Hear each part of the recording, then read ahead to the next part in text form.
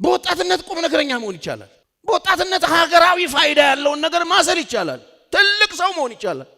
እግዚአብሔር የሚናገረኝ ሌላ የምኖረው ሌላ ያለ ብዙ ወጣቴን ነው የሚጠይቀው። እኔ ውስጥ ያለው እግዚአብሔር የነገረኝ ሌላ ግን ላይፌ ፕራክቲካሊ ሌላ ነው። ይሄንን መታገስ አለባችሁ።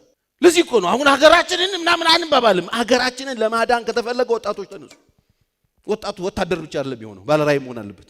ስለዚህ ወጣትነት መፈንጃ መዶሪያ፣ ወጣትነት ጊዜሽን አታባክኝ የምትሮጭበት የምትዘልበት ዓለምን የምታቂም አይደለም። ገልብጦባችኋል ሴጣን አይደለም። ብዙ ወጣት አሁን ቸርች ምናምን የፋራ ነው። አሁን ብዙ ወጣት ክለብ ነው በቃ የሱ ቦታ የሚመስል ኖ ሴጣን ገልብጦባል። ሴጣን ነው መስክሮ ወስዷቸዋል። ኖ ለመቅደሱ ነው። ወጣት ለእግዚአብሔር ነው። ወጣት ለቃሉ ነው። ወጣት ለመንፈስ ቅዱስ ነው። ወጣት ለሞተለት ለኢየሱስ ነው የሚቆመው። ወጣትነት ምንድነው ተብሎ ነው የሚታስበው? መዝለያ፣ ወጣትነት መፈንጃ፣ ወጣትነት እንደ ልብ የሚኮንበት ጊዜ አድርጎ ብዙ ወጣት ያስባል። ይሄንን ማሰብ ከጀመራችሁ ተበልታችኋል። የእግዚአብሔር ልዩ ትኩረት ያለበት ጊዜ ነው ወጣትነት። የሰይጣንም ልዩ ትኩረት ያለበት ጊዜ ነው ወጣት። አንዳንድ ሰዎች በቁም ነገር ወጣትነታቸውን ይዘው ወደ እግዚአብሔር ጠጋ ሲሉ፣ ወደ መንፈሳዊ ነገር ጠጋ ሲሉ ምን ሆነ ነው አንተ የምትሰግጠው? በዚህ ጊዜ ቸርች ትያለሽ እንጂ አንቺ ፈታ ምናምን አትይም እንዴ? ምን እዚህ ማን ነው ደግሞ እንደዛ አይነት ነገር የነገረሽ? ኧረ በእናትሽና ብለው ይመክሩሻል። የእውነት ይመስልሽና ትበረግጊያለሽ። እኔን እመኑኝ፣ እግዚአብሔር አይኖቹ የሚንከራተተው በወጣትነታችሁ ጊዜ ነው። በወጣትነታቸው ጊዜ እግዚአብሔር ሰልክት አድርጎ አውጥቷቸው ተአምር የሰራባቸው 4 ሰዎችን ነው ዛሬ ማሳያችሁ። እነዚህን 4 ሰዎችን እንወስድና እኛ ዛሬ በወጣትነታችን ጊዜ ምን እናድርግ የሚለውን ነገር ወስደን ነው የምንሄደው። እኔ የመረጥኳቸው 4 ሰዎች አሉ። እነዚህ 4 ሰዎችን ቶሎ ብዬ ነግራቸዋለሁ። የመጀመሪያው በወጣትነቱ እግዚአብሔር የመረጠው ትልቅ ራእይ የሰጠው የእግዚአብሔር የቃሉ የተናገረው በአብርሃም ዘመን የተናገረው ቃል ፍጻሜ የሚያገኝበት ብላቴና በ17 ዓመቱ ትልቅ ራእይ ያየው ዮሴፍ ያንን የሚያክል በጣም ፊውጅ ሀገር አቀፍ የሆነ ራእይ፣ አስገራሚ የሆነ ልዩነትን የሚፈጥር ራእይ ያየው በ17 ዓመቱ። በ17 ዓመት ደግሞ ምን ቁም ነገር አለ? 17 ዓመት አይደል? ብዙ ሰው የሚያስበው እንደሱ። ለ17 ዓመት ልጅ ደግሞ ምን ቁም ነገር ትነግረዋል? ፍንዳታ ብለን የምንጠራው ጎረምሳ ብለን ለምንጠራው እግዚአብሔር በጣም ትልቅ ራእይ ነገር። ስለዚህ የወጣትነት ሰዓት የቁም ነገር ጊዜ። የተሳሳተ ትምህርት ተምራችሁ በተሳሳተ መንገድ ወጣትነታችሁን እያያችሁ ያላችሁ፣ ወጣትነት መሮጫ መዝለያ፣ ወጣትነት እንደ ልብ መሆኛ ጊዜ ነው ብላችሁ ያሰባችሁና የተሳሳተ ነገር ያመናችሁ ሰዎች አስተካክሉ። እዚህ ቤት የማያችሁ ህፃናት አይደላችሁ።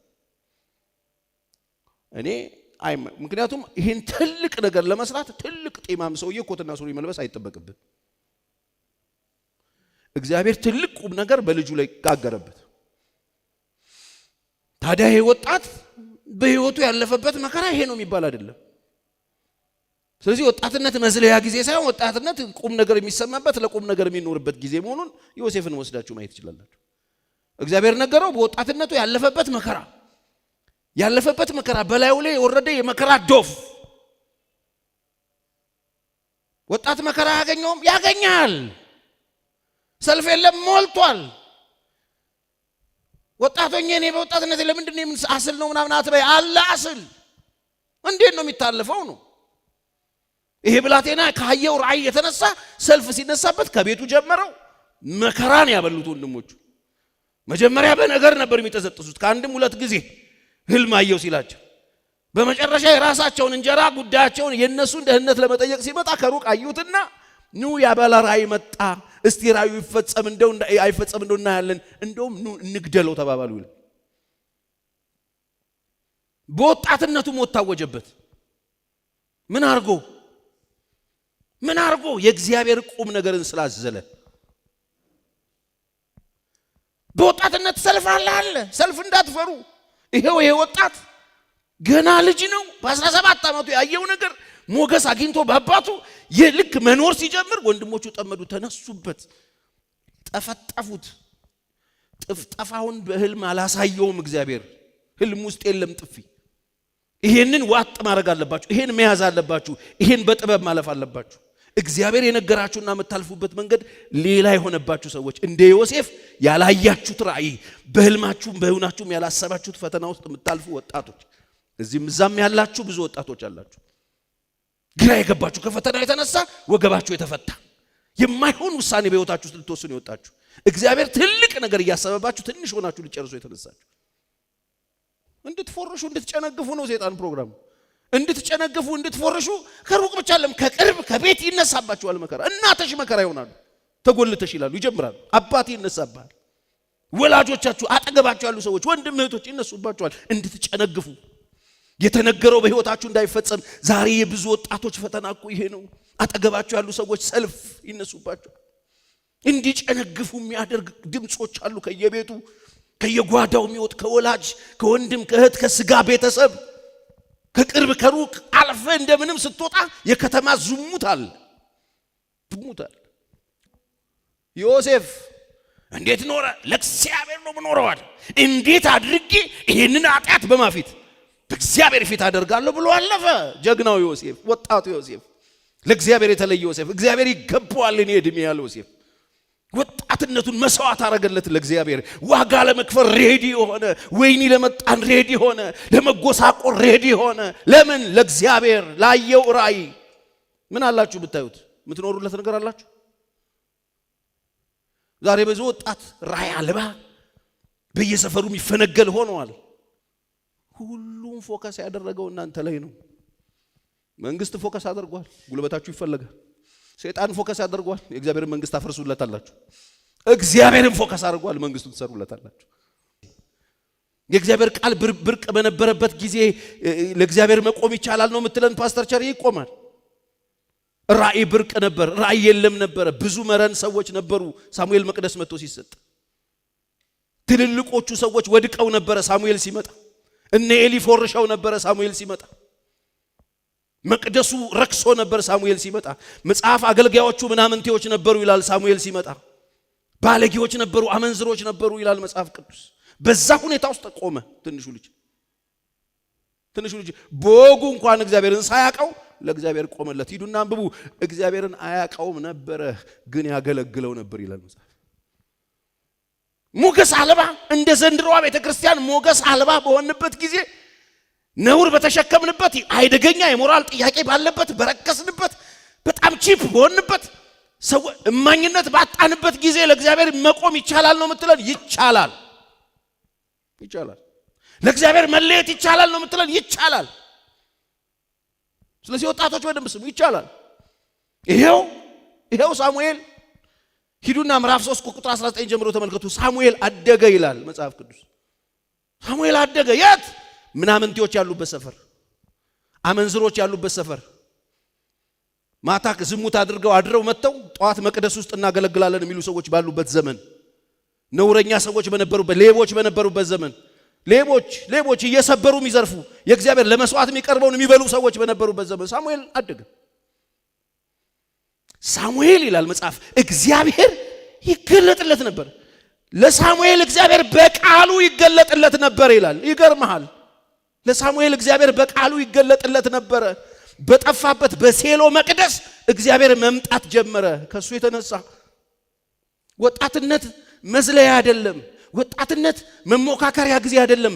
ወጣትነት መቀደሻ ጊዜ ነው። ወጣትነት ወደ እግዚአብሔር መቅረቢያ ጊዜ ነው። ወጣትነት መርከሻ ጊዜ አይደለም። ወጣትነት ዓለማ የሚኮንበት ጊዜ አይደለም። ወጣትነት መንፈሳዊ የሚኮንበት ጊዜ ነው። ወጣትነት ዓለማዊ መሆኛ አይደለም። ወጣት ሆኖ ሰው ወደ እግዚአብሔር ቤት ሲመጣ ሊከስር አይደለም፣ በፍጹም ሊከብር ነው። ወጣትነትን ይዘህ የት ይሄዳል ታዲያ? የት ይሄዳል? ቁንጅና ተይዞ የት ይሄዳል? ሞገስ ተይዞ የት ይሄዳል? ክብር ተይዞ የት ይሄዳል? ቨርጂኒቲ ተይዞ የት ይሄዳል? የከበረ ህይወት ይዞ የት ይሄዳል? ንጹህ ነገር ተይዞ የት ይሄዳል? ንጹህ ነገር የሚገባው ማን ነው? ንጹህ ነገር የሚገባው ሌባው ዘንዶው ነው ወይንስ ሰዎችን ወዶ መስቀል ላይ ርቃኑን የተንጠለጠለው ኢየሱስ? ወጣትነታችሁን ጢባት ቢያጫውቱበት የሰማችሁትና ያመናችሁት ውሸት ስለሆነ ነው። እውነቱ ወጣትነት ይሄው። ከዚህ በፊት ከናንተ መካከል አንድ አህያ የወሰድኩበት ሰው አለ? እረ የለም። የበደልኩት ሰው አለ? የለም። አጭበርብሬ ገንዘብ የተቀማሁት ሰው አለ? የለም። ሚስቱን የደፈርኩበት ሰው አለ? የለም። ምን ያደረኩበት ዕዳ አለብኝ? የለም። ካለብኝ እመልሳለሁ። ምንም የለብህም አለ። እሺ እግዚአብሔር ስለው እግዚአብሔርም እኔም ምንም የለብህም አለ። አንጎዳጎደለት፣ እግዚአብሔር መለሰለት።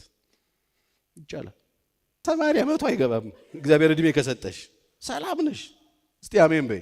ያልተሰጠሽን ማንም አይጠይቅሽም። ስጋት እንዳይገባሽ። እኔን እኮ ማንም ብዙ አይጠይቀኝም፣ የጠየቁኝም በሚቀጥለው ሳምንት ነው የሚጠፉት። እግዚአብሔር ከኋላ ቆሞ እያለልሽ ነው።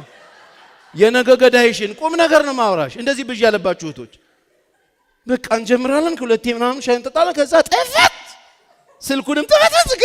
እግዚአብሔር እኮ ነው ካንቺ ኋላ ቆሞ ይለዋል። ጥፋ እንደዚህ ሲለው ላት ስልኩን አጠፋፉት። እግዚአብሔር ነው። አንቺ አልገባሽም። አንቺ ደግሞ የሆነ መርገምማ አለኛ ቤት። መርገም አይደለም፣ የማዳን ስራ እየተሰራ ነው። በደንብ አሜን በይ። አዎ ሊታደግሽ ነው፣ ሊታደግህ ነው። ከዳችኝ እኮ ትላለህ። ተከርታ አይደለም ልጄ አጠገብ ትደርሽና ዋ ሲብን ርቃኑን መስቀል ላይ መጥቶ የሞተልሽ መጽሐፍ ቅዱስ ከዚህ የሚበልጥ ፍቅር ለማንም የለውም የተባለ መጀመሪያ ይሄ ፍቅር ያስለቅስሽ። እስቲ በዚህ ፍቅር ተነደፊ። የሆነ ሰውዬ ግራ ከሚያጋባሽ በዚህ ፍቅር መጀመሪያ ውደቂ። እስቲ ይሄ እኮ የምትይው ሰውዬ እኮ 40 አግብተሽው ማክሰኞ ሊጭር ይችላል። ሰው እንደዚህ ነው። ማታ ነበር ጠዋት የለም። አልሰማችሁም? አሁን ሰሞኑን እንኳን የነበረው ነገር መጽሐፍ ቅዱስ እዛ ከተማ እንሄዳለን፣ እነግዳለን፣ ቤት እንሰራለን፣ እናጥራለን። እንደዚህ አይባልም አለ እግዚአብሔር። ያዕቆብ እንደዚህ አይባልም የሚባለው ጌታ ቢፈቅድና ብንኖር። ለምን መሰላችሁ? ምንድናችሁ እናንተ? ህይወታችሁ እንፋሎት አይደለም አለ። እንፋሎት ናችሁ እኮ አለ። እስቲ አንድ እንፋሎት ሰላም በሉ፣ ዞር በሉ። የምሬን ነው የምልህ። ወንድም እንፋሎት ሰላም ነው ይበሉት። እህት እንፋሎት እኔ አይደለም እንፋሎት ነው የሚለው መጽሐፍ ነው የነገረ። አንተ እንፋሎት ነህ፣ እኔ አይደለም። የሰው ልክ አጣ እንፋሎት ነህ። ላሻሽልልህ፣ አው ጤዛ ነህ። መጽሐፍ ነው የሚናገር። እንፋሎት አይደላችሁም። ይሄንን ህይወት ይዘሽ ነው እሪ አገር ያዝ ብትዩ። ለእግዚአብሔር ተለዩለት፣ ለእግዚአብሔር ቁሙለት። እኔ ያለውልህ በሉለት። አባቴ እኔ ያለውልህ በሉለት። ዓለም ሁሉ ረክሷል፣ ሀገር ሁሉ ተበላሽቷል፣ ቤተክርስቲያን ረክሳለች፣ ነገሮች ተበላሽቷል፣ ነገሮች ምንም የለም፣ ሰው የለም የሚባልበት ሀገር ላይ ዮሴፍ ተነስቶ አለው እንዳለ፣ ሳሙኤል ተነስቶ አለውልህ እንዳለው እንደቆመለት ክብር እንዳስመለሰ አምላኬ ክብር የምታስመልሱ ያርጋችሁ። አሁን ቤተክርስቲያን መከራ ወጣት በቃ የፋራ ቸርች ምናምን ለምን ይመጣል? የት ይሄዳል ታዲያ? የት ይኬዳል? መጽሐፍ ቅዱስ ብላቴናው ዳዊትን አገኘውት ይላል። ከሕዝቤ መካከል የተመረጠው ባሪያዬ ዳዊትን አገኘውት ሲባል ዳዊት ሲገኝ ትንሽ ልጅ እኮ ቲኔጀር እኮ ትንሽ ልጅ አገኘውት። እንደምን እንደ ልብ የሚሆንልኝ አይገርማችሁ? በወጣትነት እንደ ልብ መሆን ይቻላል? ይቻላል። እንደማልብ እግዚአብሔር ልብ እንደ ልብ የሚሆንልኝ የእሴይ ልጅ ዳዊትን አገኘውት አለ መጽሐፍ። ከዛ ቅዱስ ዘይትን ቀባውታል። አይገርምም? ወጣትነት መቀበያ ነው፣ መለያ ነው፣ ለእግዚአብሔር መሆኛ ነው፣ መቃኛ ነው፣ የምትቃኝበት ጊዜ ነው። ወጣትነትን አፍርሰው ከየት የመጣ የሰባና ያማረ ጉልምስና ታገኛለህ? ዛሬ በአማት ባለጠባሳ አዛውንት የምናየው እኮ ከየትም መጥቶ አይደለም፣ እዛ አበላሽቶት ወጣትነት ጋር ፈረስከው እርጅና ጋር እሱ ነው ተከትሎ ይመጣው። ታች የፈረሰ ነው። አሁን ሀገሩንም የምታዩት ሀገርም እንደ ሀገርም ስታዩት እኮ አሁን የፈረሰ መስሎ ነው። እዛ እኮ ያፈረሱት አሁን የትልልቆቹ ጢማሞቹ ኮትና ሱሪ ለብሰው ፖለቲከኛ ነን ሀገር እንመራለን የሚሉ ሰዎች በሙሉ አፍርሰውት ነው ጠላ ቤት። የፈረሰ ማንነት ነው የያዙት። ጤነኛ አስተሳሰብ የላቸውም። የራሳቸው የተወሰ ነገር ይዘው ነው ሀገር የሚያፈርሱት። ወጣትነታቸውን አበላሽተውታል። ፈርሃ እግዚአብሔር የለም ብለው ጀመሩ። እግዚአብሔር እርሱንም ከሻረው በኋላ ይላል ሳኦልን ከሻረው በኋላ ዳዊትን በእነርሱ ላይ እንዲነግስ አስነሳው። ሲመሰክርለትም እንደ ልቤ እንደምኔ እንደ ልቤ የሆነውን ሰው ፈቃዴንም ሁሉ የሚያደርግ የእሴይ ልጅ ዳዊትን አገኘሁ አለ እግዚአብሔር። አገኘሁ፣ ቲኔጀር ልጅ አገኘሁ ይባላል። እኛ አሁን ለትልቅ ነገር የምንፈልገው ተምሮ የጨረሰ እድሜ ጠገብ አይደል፣ መጠጥ ያደረገ ትንሽ እንትን ያደረገ አይደል፣ የተወሰኑ ድሮች ያሉት እቁቦች ያሉት አይደል? የትምህርት ማስረጃ ያለው ነው ይመስላል አይደል? እግዚአብሔር ቁም ነገር ሲሰራ ዳዊትን ሲመርጠው ብላቴና ወጣት አገኘሁት፣ እንደ ልቤ ፈቃዴን ሁሉ የሚያደርግ የእሴይ ልጅ ዳዊትን አገኘው። ከዚህም ሰው ዘር ይላል እግዚአብሔር እንደ ተስፋው ቃል ለእስራኤል መድኃኒት እርሱንም ኢየሱስን አመጣ ይላል። ከትንሹ ዳዊት ውስጥ ሲያወጣው ኢየሱስን አስቦ ነው። ትልቅ ዓለም የሚድንበትን ፕሮግራም ፊክስ አደረገ። ቁጥር 36 ዳዊትም ይላል ወጣትነቱን መርጦ እግዚአብሔር አምጥቶታል። መንገድ ላይ ተንገዳግዷል፣ ጉልምስና ላይ ወድቋል። እንደምንም ተንገዳግዶ በእቅርታ ተነስቷል፣ ቆሟል፣ ተፈትኗል። እንዲሁ ዝም ብሎ አይደለም። ወጣትነት ከተጠራ በኋላ ከተቀባ በኋላ አልጋ ባልጋ የሚባል ጉዞ የለም። ፈተናው ብዙ ነው፣ መከራው ብዙ ነው። ከውስጥም ከውጭም የሚመጣ ፈተና ብዙ ነው። እነዛን ሁሉ ከውጭ ያለውን እግዚአብሔር እየረዳው አሸነፈ። በውስጡ የተፈጠረውን ነገር ግን ወደቀበት። ሲወድቅ ደግሞ ወድቅ ያለ ብሎ አልተቀረም። እንደምንም ብሎ ምህረቱን ለምኖ ተነሳና ቆመ። ፈተና አለው። ዮሴፍ ተንገዳግዶ ነገሮችን አሸንፎ ወጣ። ዳዊት ግን ወድቋል፣ በመሃል ተዘርሯል፣ ግን ደግሞ ተነስቷል። 36 ቁጥር ነው እንደዚህ ነው የሚለው ዳዊትም በራሱ ዘመን በማዘመን በእግዚአብሔር በራሱ ዘመን እግዚአብሔር በሰጠው ዘመን የእግዚአብሔርን ሐሳብ ካገለገለ በኋላ ምን አደረገ? አንቀላፋ። አያችሁ፣ የእግዚአብሔርን ሐሳብ አገልግሎ ማንቀላፋት ይቻላል። ሰውነታችንን አናረክስም አሉ እነዚህ አራት ወጣቶች። ሲድራቅ ሚሳቅ አብድናጎን አሉ፣ ዳንኤል አለ። እነዚህ አራት ወጣቶች የከፈሉት ዋጋ እንዳይመስላችሁ። እዛ የነበሩበት ሁኔታ ውስጥ የሚገርሙ ነገሮችን ያሳለፉት። አንደኛ እነዚህ ወጣቶች በወጣትነታቸው ተመልከቱ፣ አሁን ያሉበት ሁኔታ ቀደም ነግሬያቸዋለሁ። በስደት ነው ያሉት። ወጣትነትና ስደት አሰባችሁት? አሁን የተለያየ ዓለም የተበተኑ ክርስቲያን ወንድሞች አሉ፣ እህቶች አሉ፣ ኢትዮጵያውያን እህቶች የሚሰሙኝ ይሄን ቋንቋ የሚያዳምጡ የተለያየ ስደት ሀገር ስላለ ሰው መከራ ውስጥ ስላለ ሰው በመከራ ይሁን ተገፍታችሁ ይሁን ወዳችሁ ይሁን ፈልጋችሁ ይሁን ሳትፈልጉ ይሁን የተለያየ ቦታ ላይ ኃይለኛ ኑሮ እየኖራችሁ ያላችሁ ለእግዚአብሔር መለየት ይቻላል። መከራ ውስጥ ነው ያሉት እነዚህ ሰዎች። ፈልገው አይደለም፣ ሀገራቸው ፈርሳ ነው። ይሄ ዝም ብላችሁ እንደ ባለ አእምሮ ስታስቡት ይሄ መፈራረስ ሀገር ስትፈራረስ ኪሳራው ስትገባ ምንድነው ይመጣባችሁ? በቂ ሪዝን አላቸው ለመፎረሽ፣ እግዚአብሔርን ለመተው፣ ተራሰው ለመሆን፣ ሄዶ ለመቀላቀል፣ ያሉበትን ሀገር መምሰል። በቃ ስማቸው ተቀይሯል፣ ምናቸው ተቀይሯል፣ ማንነታቸው ተቀይሯል። ጾታቸውን ብቻ ነው ያልቀየረው መንግስት፣ ሁሉም ቀይሮባቸው። በዚህ ሁሉ ውስጥ ጸንተው ቆሙ። እግዚአብሔር ይርዳል። ፈተና ውስጥ ገብተዋል፣ ግን ለእግዚአብሔር ቆሙ። እነሱ ናቸው እኮ አንሰግድም ያሉት። እግዚአብሔርን አስተዋወቁት። ሰው ሀገር ሄዱ። ለወርቁ ምስል ሲባል እኛ አንሰግድም አሉ ሶስቱ። እንዴት ነው የማሰግዱት? ወርቁ ንጉሥ ላቆመው፣ አሁን ንጉሥ ላቆመው አንሰግድ፣ እኛ መንሰግድለት አንድ አለ አሉ። እንዴ ስማችሁን ቀይሬ ትምህርት አስተምሬ እኔ በፈለኩበት እኔ ሀገር ላይ እየኖር አንተ ሀገር ላይ እየኖር ያድነናል አምላካችን። ባያድነንም ለዚህ ወርቅ ንጉሥ አንሰግድም። እግዚአብሔርን አስተዋወቁት። ወጣቶች ናቸው። አሁን እግዚአብሔር ምን አይነት ሰው እንደሚፈልግ ታውቃለህ? ፍንዳታ አይደለም፣ የእግዚአብሔር የመኖሩን ምክንያትም ይሆን። ንጉሱ ነደደ፣ 7 እጥፍ አንድዶታል። አንድ ደው ጨምርበት፣ እኛ አንሰግድ፣ አምላካችን እግዚአብሔር ነው አሉ። እንደዚህ አይነት ግድንግድ ወርቅ አይደለም እንሰግድለት አሉ፣ የሚሰገድለት እውነት ነው አሉ። ወስዶ ከተታቸው፣ አምላካቸው አብሯቸው ገባ። ኢየሱስ ያድናል። አዎ ገብቶ አወጣቸው። ንጉሱ ጉድ እስኪ ከዛ ሐሳቡን ሲቀይር ከዛሬ ጀምሮ አለ የሲድራቅ የሚሳቅ የአብድናጎንን አምላክ የማያመልክ ሰው ቤቱ የጉድፍ መጣያ ይደረግ ብሎ አምላካቸውን አስተዋወቁ። በወጣትነት ይቻላል። ዋጋ ከፍለው ነው። ግን ዋጋ አልከፍልም፣ እኔ ጌታ ማምለክ እፈልጋለሁ፣ ይቸር የኔ አስል ምናምን ግን አልወድም። ተይ እንጂ የሚያሳዝን ሰው አለ። ከሰፈር ሲርቅ እግዚአብሔር የሌለ የሚመስለው ሰው አለ። በተለይ ወጣቶች ዞር ስትል ከሚስት ሁሉም ነገር በቃ እንዴ እግዚአብሔር አለ። እነ ዳኒ ሰው ሀገር ሄደው አለ አሉ። ዮሴፍ ሰው ሀገር ሄደው አለ እግዚአብሔር።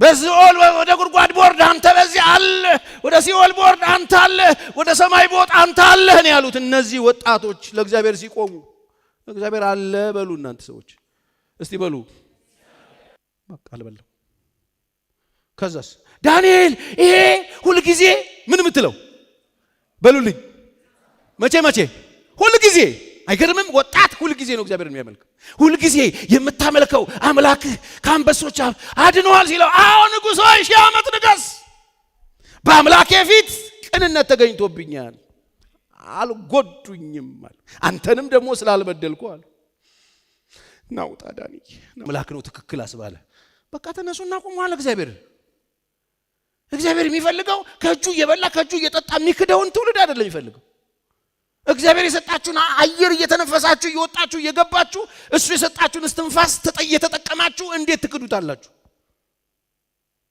እንዴት ነው የምትክዱት እግዚአብሔር የሰጣችሁን በልታችሁ ጠጥታችሁ ተንፈሳችሁ እስትንፋስ ሰጥቷችሁ ህልውና ሰጥቷችሁ እንዴት ነው ለእግዚአብሔር ማትኖሩት ኑሩለት እግዚአብሔር ትልቅ እነሱ ነው ሰውነታችንን አናረክስም ነው ያሉት በምን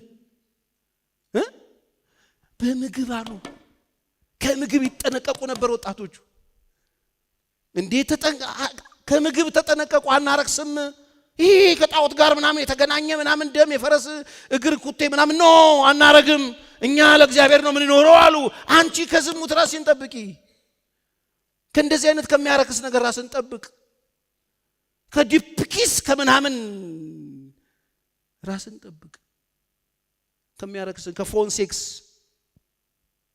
አሁን ገበያው አየሩ የተጨናነቀው አልገባኝም ነበር እኔ ዛሬ 10 ዓመት አንድ ወንድም ይንሳ የሚሰራ ሰው መጥቶ ሲመሰክርልኝ ቸርዬ ጦርነቱ ዙሙቱ ጨዋታው ያለው አየር ላይ ነው ሲለኝ አልገባኝም ነበር እንደ ድሮ እንደዚህ አይደለም ማለት አሁን አየር ላይ ነው ያለው ፍራንኩም ሁሉም ዙሙቱም ሁሉም እዚህ ተጠንቀቁ እርስ በርሳችሁ በቅድስና ኑሩ ማስተር ቤት አትጠቀሙ ራሳችሁን ጠብቁ ተጠበቁ ራሳችሁን ጠብቁ